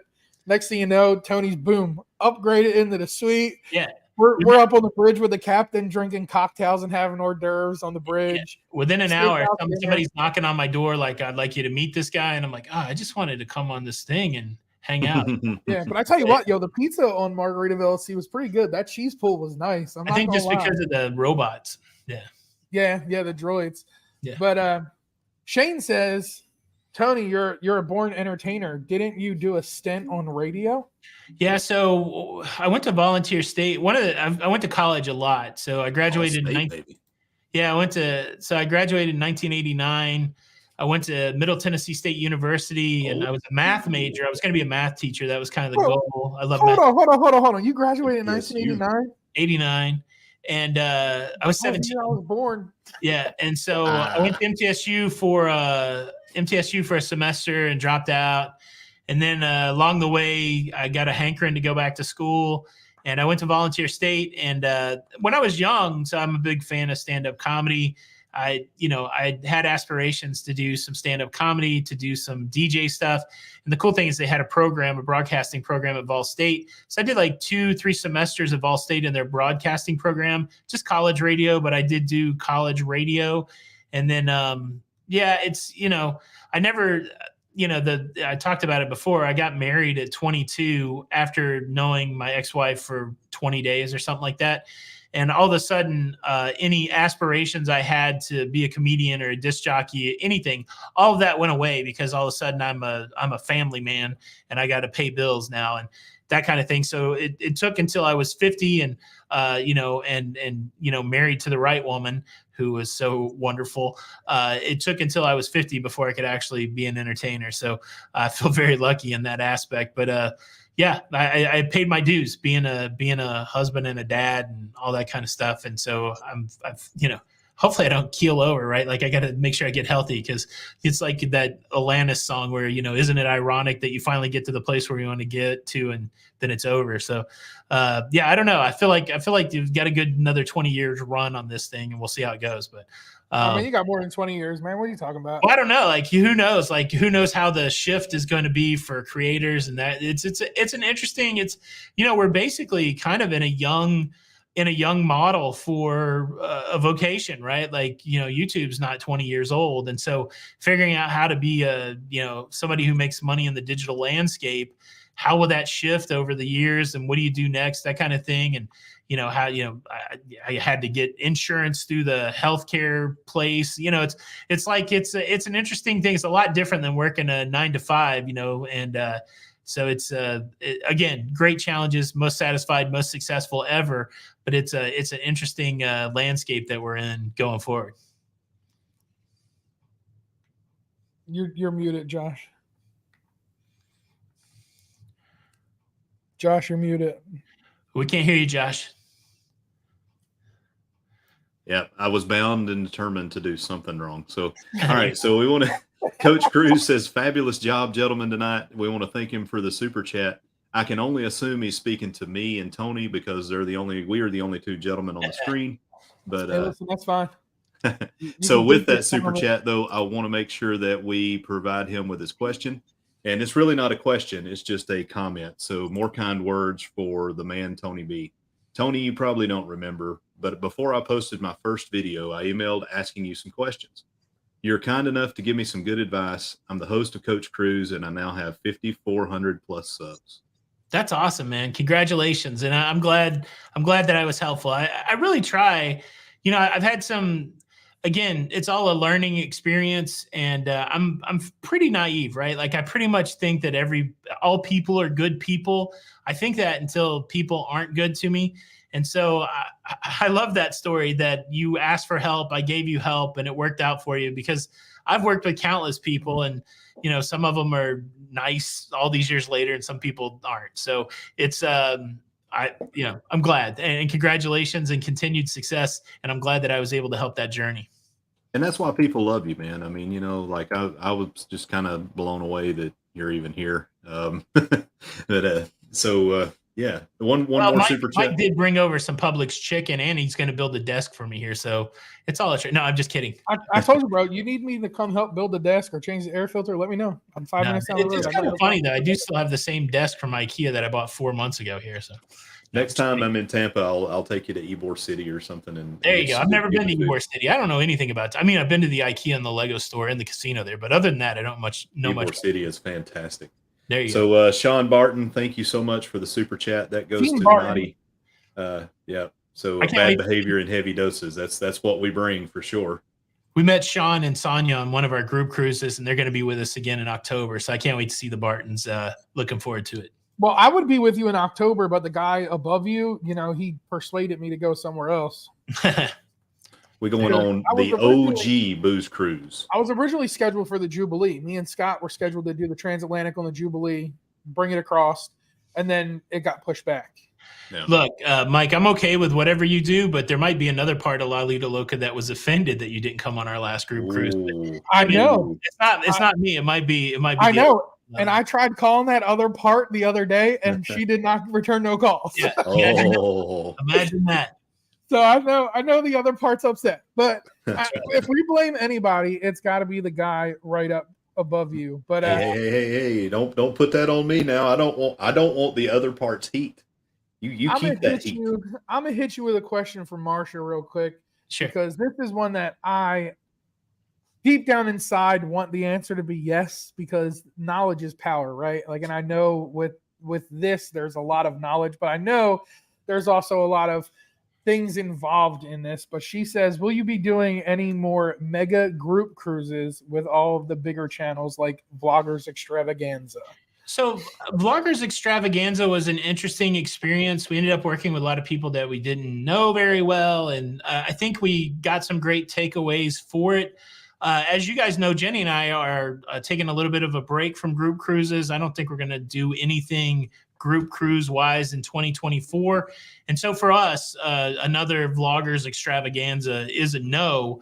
But I don't think I don't think that people aren't going to do it. There may be another Vloggers Extravaganza. I know the people enjoyed it, and I know some of the creators enjoyed it.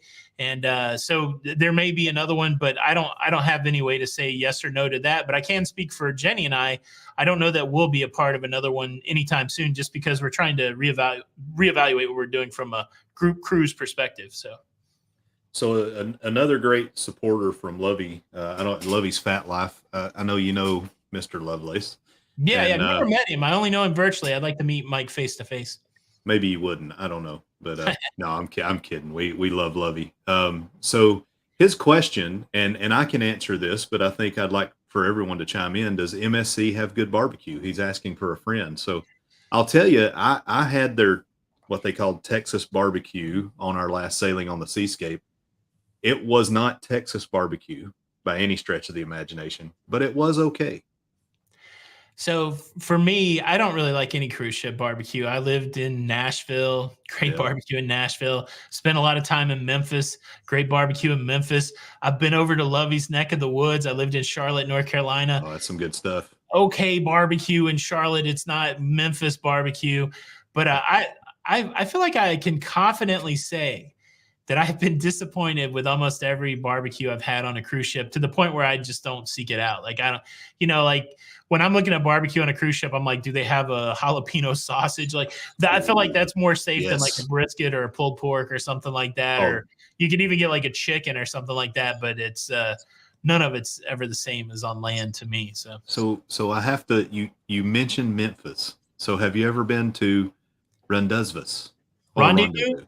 Yes. I've never been to the Rendezvous. So to me, it always sounded like a strip club, which I kind of, that was apparently it's on Beale Street near the arena. But I know Jenny B has been to Rendezvous, a company that she worked for. They would have their yearly meeting in Memphis and they would take them down. So she's had the Rendezvous barbecue, but I don't know. I like a dry rub on my rib. And so that's what I think about when I think of Memphis. So, I want to make sure Meg gets her question asked, because Meg is, in my opinion, the greatest moderator in all of YouTube. And she is selfless in her service to all these different YouTube channels, and she does a fantastic job. First person I called when I found out we were going to have you on here was Meg, to make sure she could cover down for us. So, and this is a good respite for a long time. She's a great person, wonderful human. So this is a respite from the travel talk. She wants to know what one show that's on the air right now is worth watching. It's tough, Meg. So I feel like TikTok has ruined my brain. I feel like I've been so deep into short form content that I'm not able to watch anything of length. I did get all the way through episode 1 of whatever the boys. So I love comic books. I used to collect comic books. I haven't gotten through any of the Marvel series. I haven't gotten through any of the Star Wars series. I did watch the first episode of The Boys Go to High School, whatever that's called. That's almost too violent for me. Gosh, Meg, I don't even know what a good TV show to recommend is. I've just been watching a ton of documentaries lately, and a lot of soccer documentaries. The one show that you should be watching right now, I do have a recommendation. Lego Masters Season 5 is in full swing. There's 2 episodes available on Hulu. I'm patiently waiting for episode 3 to come out. Episode 2, they built cat houses. So I don't know if that's the kind of show that you were talking about. I don't have anything good for a scripted show just because I don't seem to be able to get into it. We watched Lioness, that guy that wrote Yellowstone, and all the guy that's behind Yellowstone and the Sylvester Stallone in Oklahoma City, the King of Tulsa or whatever that is. He wrote like a special ops thing called Lioness. Okay. We did watch that. We binged that in a day. It was okay. But Lego Masters, that's what I would go with. So you mentioned you've been watching a lot of soccer documentaries, and you missed my comment in the chat the other day. I know you have like thousands in your chat, but have you watched the great soccer documentary Ted Lasso? I watched season 1, so I really do like the end of season 1 when he shows the guy up in the dart match. But for some reason, awesome. I couldn't get into season 2. Like, it didn't hook me. And I know they probably had season 3, and now they're done. I listen to a ton of podcasts. One of my favorite podcasts right now is called Fly on the Wall. It's hosted by David Spade and Dana Carvey. Oh, and I love stand-up comedy. I love sketch comedy. I love SNL. And so what these guys do, of course, they're SNL alumni. They have a ton of people that were on SNL. One of my favorite podcasts recently was when they interviewed Jason Sudeikis. That guy's hilarious. I really did enjoy Ted Lasso, and now I probably need to go back and watch the other 2 seasons. But I love that podcast, Fly on the Wall. What other podcasts I listen to? Your Mom's House. Conan O'Brien's got a good podcast. So I'm really, one of the reasons I'm excited to be here is I really love this podcasting space. And I like the idea of just being able to chop it up and talk, that kind of thing. So we got about 25 episodes of Lido Loca podcast, maybe 30 episodes in the can, but we don't have any consistency with it. So we're trying to get back into this podcasting space. So I was glad to be here. Yeah, definitely like the podcast, man. I'm big with the Theo Vaughn and the Joe Rogan style podcast and all that stuff. Listen to Theo and Anthony Jeselnik today. That's been a pretty interesting conversation too. Yeah, I'm like, I've got a touch of that autism sometimes, Yeah, Theo says the craziest stuff. Yeah, he does. One of those people that I can't tell if the mask that he's wearing, I don't know if he's going for laughs. It's interesting listening to him talk to Jeselnik because I can't tell whether he's trying to get Jeselnik to laugh, but he's saying some of the craziest stuff in this podcast. And I'm like, but it's pretty consistent. So you never know when he switches gears to being full of crap and he's telling the truth. Well, when he gets Bobby Lee on there too, man, it's insane when he gets Bobby Lee on there. It's good stuff. But Sandy wants to know, she says, we're sound on the Jubilee in January. What can I look forward to on the XL class? This is our first XL ship. Big chicken? Depending what day you're sailing on the Jubilee in January, you might be looking forward to seeing Jenny B and I. Oh. We're going to be on. That's right. You are doing it in January, right? January the 20th, I believe, is our sail date. Yeah, so if you've been on the Mardi Gras or the Celebration, it's going to be very similar. But if you've never been on either one of those, Chibang, Big Chicken, the Cool Grand Central, they'll have a different name for it. I think they're calling that central area something different on each of those ships. Good shows. Yeah, to me, I'm really impressed with what Carnival did with that XL class. It still feels like Carnival, but it did seem to me that they took like good elements from some of the other cruise lines, particularly the multi-use spaces from Royal, and really made a nice new modern cruise ship to flagship the Carnival brand. To me, it's the best Carnival cruising. I do like the Vista class. I enjoy the Panorama, the Horizon, the Vista, but I also like those XL class ships. Oh yeah, big chicken. The cruise vet, he has a question. He says, "What is your favorite, or what is your preferred length of cruise? Long or short? 7 days or more?" So the longest I've done so far is 22 days, and that was fine. Like, I enjoyed it. It depends. So like if you're going to say, hey, let's do something out of Florida and go to the Caribbean, I could do 3 or 4 days, that kind of thing. But I tell you what, this thing I just did to New England and Canada, it was 10 days, and the first 8 days were port days, and we had 1 sea day, and then it was over. That thing went by in a blink because it was so busy. I really enjoyed my transatlantic, the 22 days from New York over to Rotterdam. It ended at about day 15 in Rotterdam, and then I jumped on the next one. I just stayed on the ship and went from Rotterdam to other ports to Amsterdam. So all in all, I was on that ship in the same cabin for 22 days. That was great. The first 8 days were sea days on the transatlantic, and then it got really busy with ports over there. But I don't want to live on a cruise ship. This is what I've come to. Like, I read the article of the couple that booked 51 back-to-back cruises on the same cruise ship because it was cheaper than going to the retirement home, which I get that. That's nice. But I don't think I want to be on a cruise ship for that long, right? Like maybe 2 months, 3 months at the most. But I don't think I want to live on a cruise ship. I have 2 rooms in this office here, and both of these rooms are bigger than most cruise ship cabins. And so I like having a little bit of space. I know you have the whole space of the cruise ship, but I don't love the smallness. You either got to pay up and get like a nice suite or something on a cruise ship, or you're kind of stuck in a small cabin. And I don't necessarily like being in such a small space for extended periods of time. Yeah, you don't want to end up feeling like crew at the end of the day, right? Yeah, I mean, I don't know. I mean, the crew, man, those guys live in a closet. Like, I don't know how they do it. Like, you see a double bunk in a. It was funny. We were watching Kara and Nate, the travel vloggers, video today, and they were on an airline where they had a suite that was all together. You put the 2 seats on the airline together. It was 100 square feet.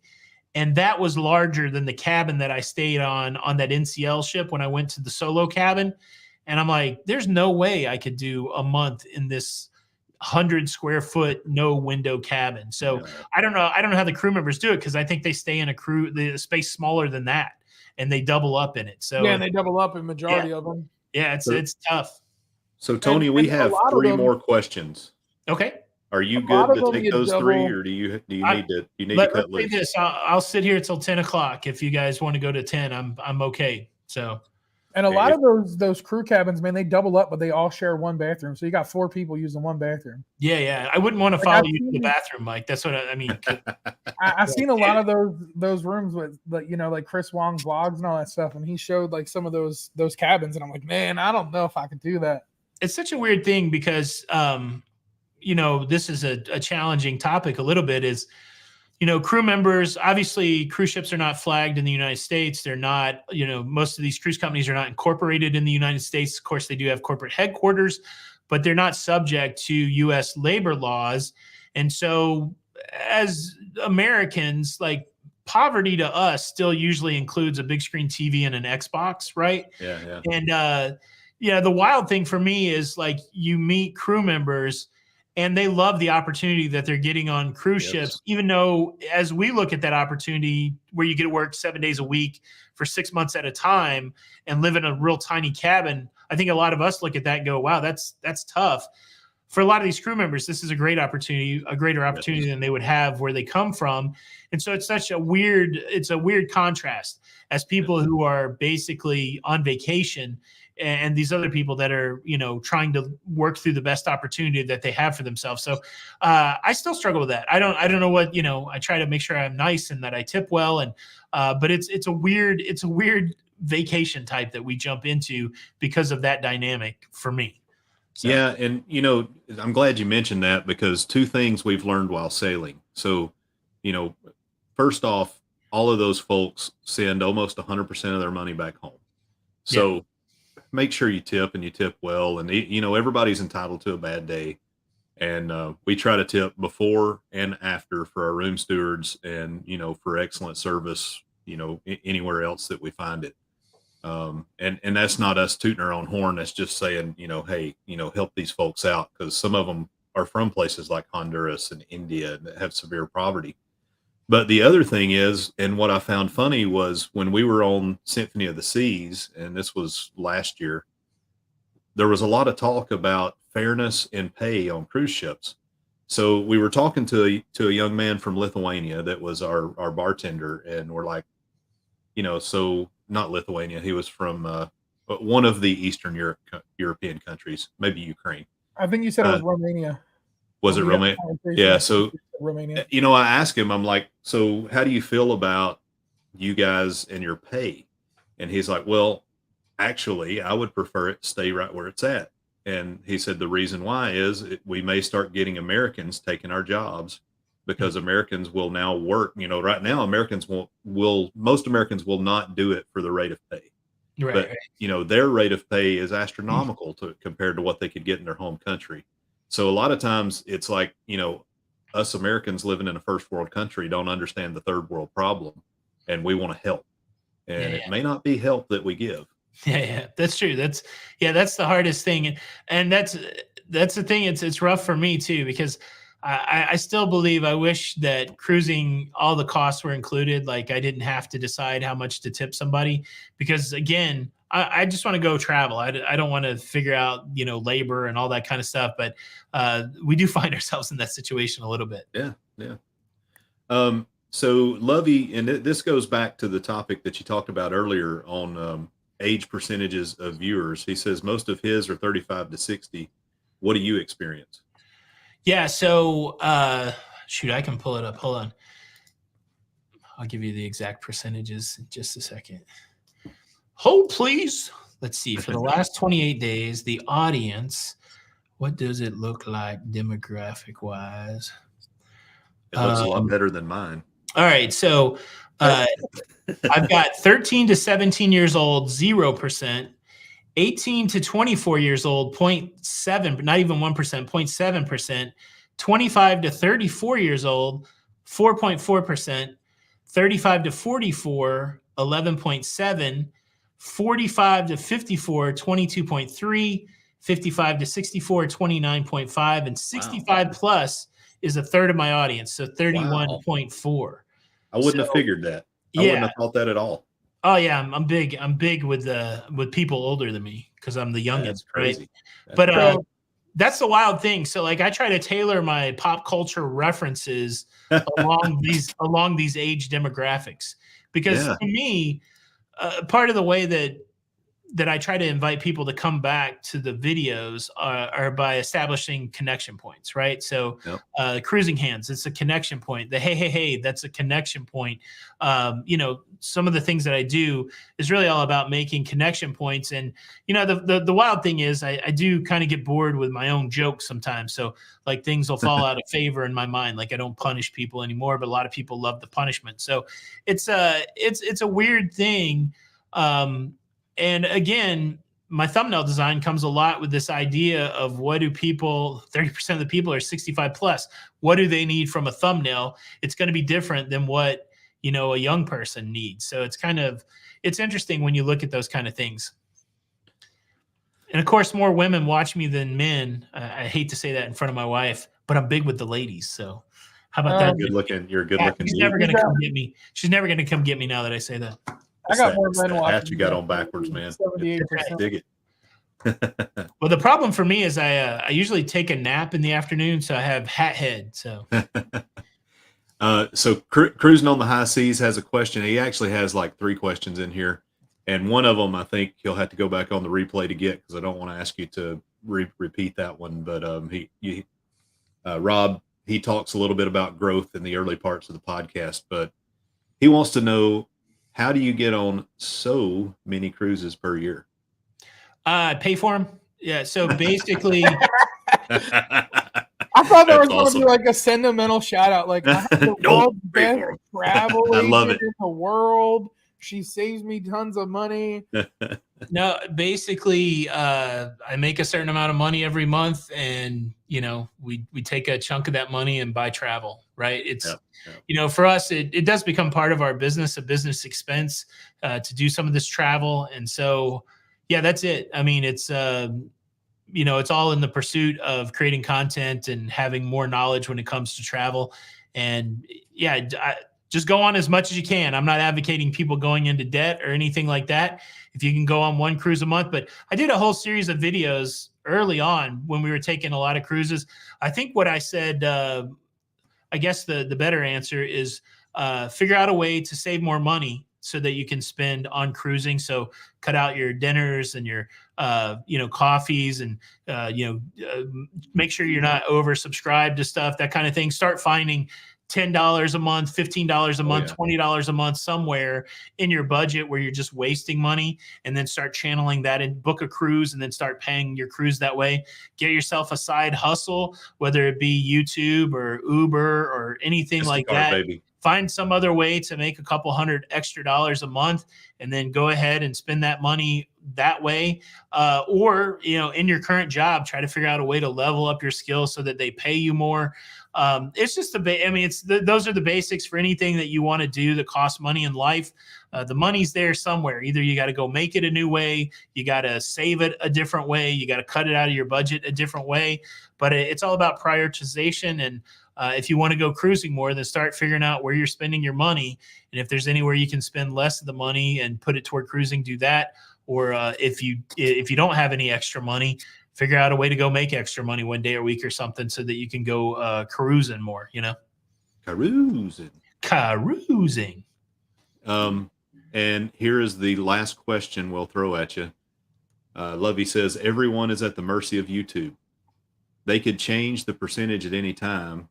Do you think that they could charge you at some point? Yeah, it doesn't make their business model would have to change drastically. YouTube is essentially a TV company. They want to sell advertisements in the way that traditional broadcast TV does, and that's how they make billions and billions of dollars. So they need content. Every time something starts to pop, TikTok starts to pop, and creators are like, oh, can I go to TikTok? Can I make money on TikTok? Well, YouTube responds by saying, well, we got short form over here too.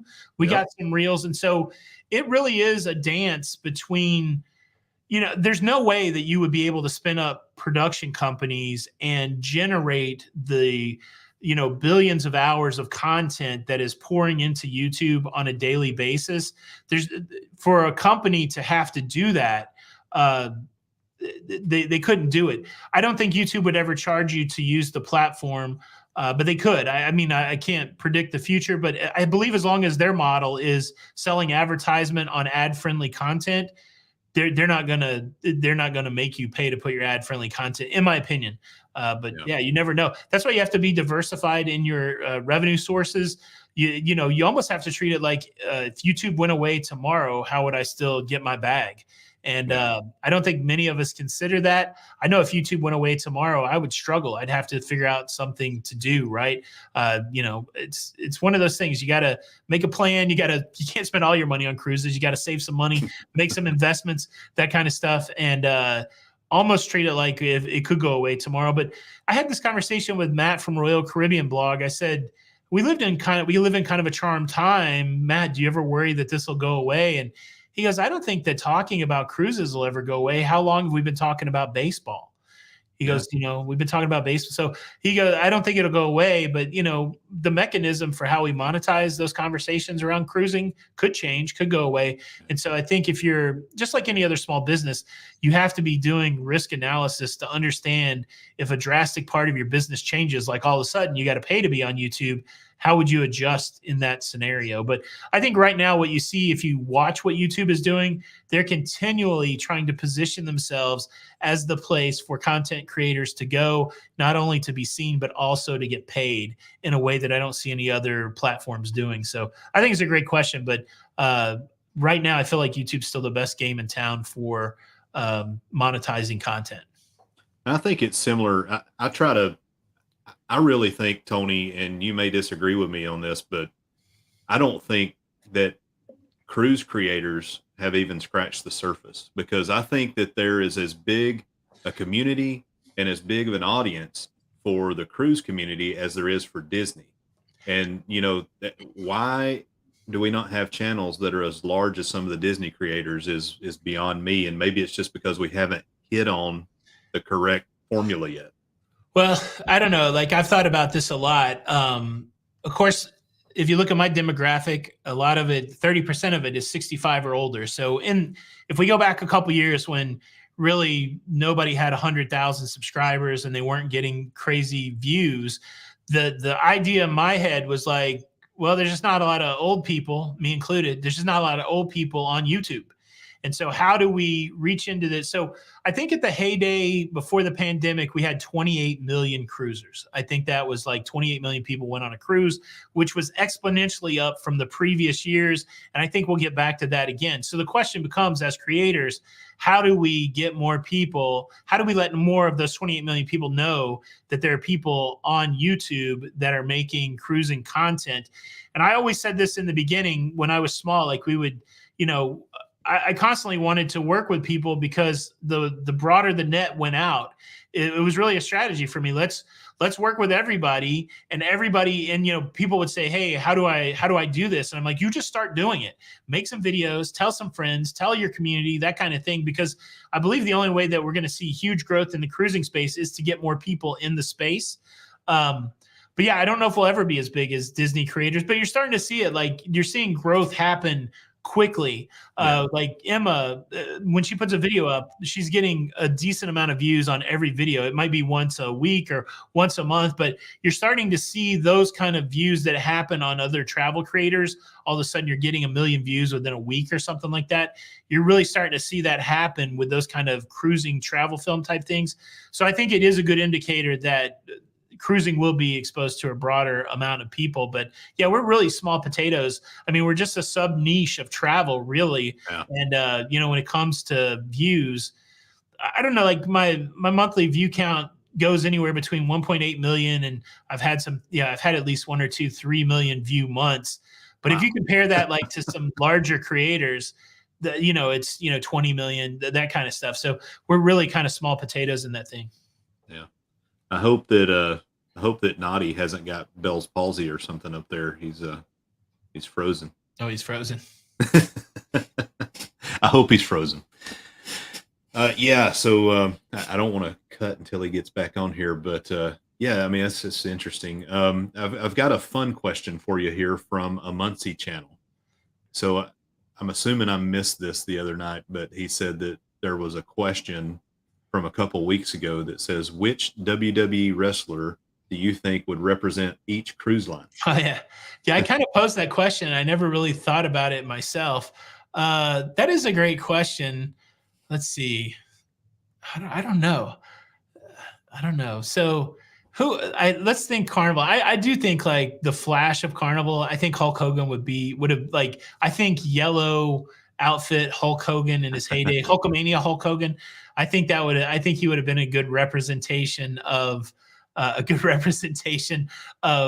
Carnival. I think the Nature Boy Ric Flair, I think Celebrity would be up there a little bit. I find Celebrity to be a mature cruise line with a little bit of flash. I don't know who would be good for Royal. Royal's kind of family friendly. Maybe John Cena would be Royal. I don't know. It's hard to say, but that's a great question. I did get a John Cena tattoo. I don't know if you can see it, but I can't see it. That's a great one. That's a good one. So yeah, I mean, so let's think about Virgin for a minute. Would that be like Buddy Love or Brother Love? Maybe could be like Brother Love. I don't know. For Virgin, I do think like I don't know, maybe like Gold Dust, like something that's out of the norm. Yeah. So that's funny. It's funny you brought that up. So my wife and I, we like to sit on the Lido and people watch, as most people do. And we have this game. I'm going to show it on one of our videos where I scream hey to people and see who responds. But we saw a lady and she was dressed.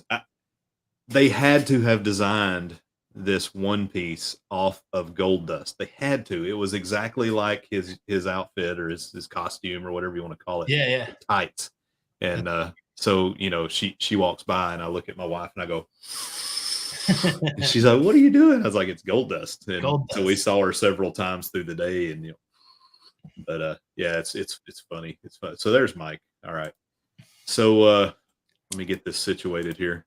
Internet done kicked me out, bro. It was like you're trying to get me to move to Tampa, and it looks like your internet is not great there. Now we're having some storms here tonight. It was raining pretty bad on my way home. It's a rainy night. I have Spectrum, and it rhymes with rectum, so I hate Spectrum. That's what we got here in Florida too. So they're like, hey, you've got this fantastic upload speed. No, not so much. Not so much. All right, so fantastic time, great interview. Man, it went better than expected, to be honest. I was a nervous wreck the Josh whole day. put out the live stream before it even got started. I'm good for that.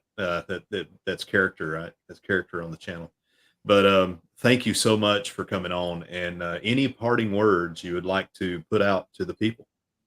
No, I just, well, first of all, thank you guys for having me. I really appreciated the opportunity to talk to you guys. And thanks everybody for all the great questions. And look, you know, we're all very fortunate that for the most part, we get to go cruising and we live this cruise life. And so I'm just glad to be a little bit of it. And, you know, thanks everybody for coming out. So much appreciation to you guys and much appreciation to everybody watching and listening. Thanks a lot.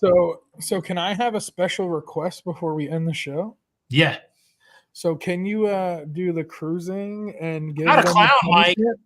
I'm not a clown.